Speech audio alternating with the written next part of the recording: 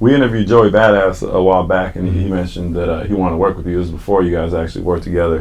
But since then, you've actually worked on some tracks. Can you talk about just how you guys ended up eventually collaborating and the music that's come out of it? I honestly want to say that I had like reached out to him a little like right before that. I want to say like to his people. I'm real cool with his management.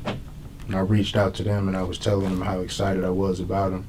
Joey my homie, I fuck with Joey tough, like hard body. Me and him gonna have a lot of shit coming, you know what I'm saying, in the future too. But yeah, like we got some shit. Metro came in on the production, me and Joey, like when we on some whole other shit. Like that ain't even our only song together, you feel me? Like we got some shit. I'm just happy it really fell in line, you know. He reminds me a lot of myself, you know. A lot younger too, you know. I think he like walks with ideas that I didn't carry until I was out of high school. So, you know, like I'm very excited about him and the whole Pro Era. Real talk. For them to be so young, like, you know, that really says a lot about where we're going as a generation, you know. And then, you know, it kind of brought me to this connection because a lot of people don't know that Joey helped you get on and get your deal with Cinematic. And Joey is the type, too, that he kind of thinks of things on a different level. Joey Bada, that's my big bro, you know what I'm saying? Like, he had his ears to the streets, you know what I'm saying? And he was just someone that was always paying attention to artists that was coming up.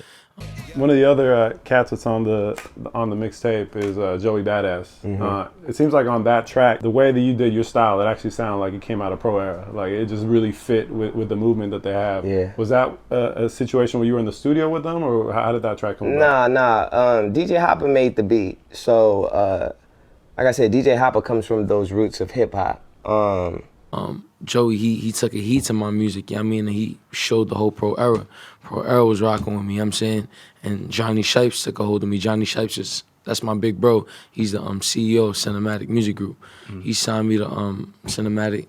I did my thing with Shipes and then ran into Khaled. And that's when the We the Best thing situation. That's hard, man. Yeah, when I did my shit, I didn't know Joey, but I felt like I could hear him on it. I had heard of him.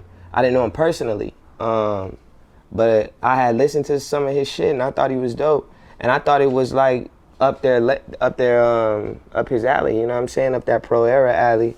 And I definitely was like, I had just spoken into existence like, yo, if he got on this shit, it'd be crazy, you know what I mean? What kind of are you listening to that is influencing the way that you think?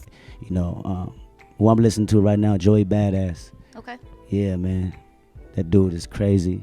Absolutely. Yes, sir. Yeah. And a lot of energy and also representing his Yeah. world here on the East Coast, Right. too. You know, he ain't afraid to be himself, too, you know, and I think hip-hop was just built on originality, you know, and it's going back to the essence of that, you know. Once again, I got the XXL shit, and I was out there for XXL, and then I had went to the studio with him and Ab Soul, and I just told Joey that I had this track that I had worked on before I came. If he wanted to hear it and shit, if he fucked with it, he could jump on it and shit, and he fucked with it. And it just all happened like that. So I was in the studio when he did his verse, but he wasn't in the studio when I did my verse, because I did it in Vegas and then just kind of brought the track to New York.